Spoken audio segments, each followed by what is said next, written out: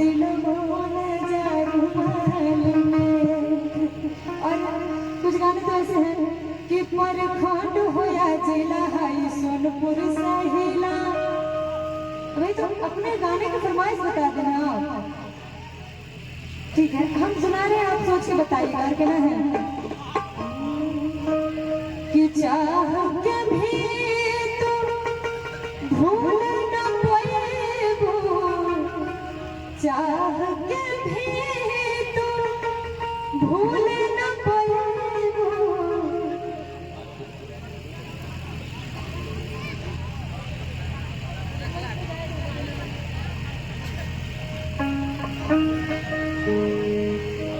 R K. Prajapati बताए ना, R K.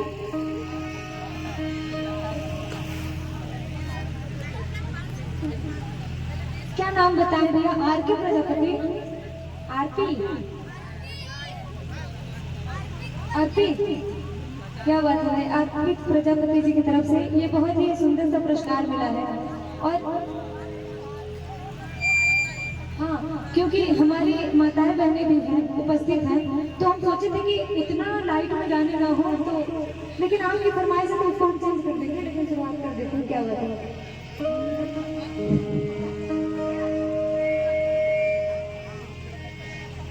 कि एक चुमावाले जारवाल में, किस्म दिल वाले जारवाल में, जाता राजा तू कमाए है कलकतिया कि फंसी है